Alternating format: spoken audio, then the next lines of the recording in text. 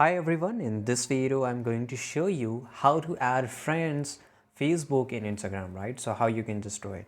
So here just follow the instruction carefully. Tap on the profile icon which is in the bottom right side corner, right? You have to just tap on it. Once you tap on it, on the top right you will see the three lines. Just click on this and here just go to the settings, right? By the way, if you don't want to go to the setting, that's fine. You can adjust also do it from here, discover people, or you can just go to the setting and privacy, and here you will get an option of invite, right? So basically you can see there's an option of follow and invite friends.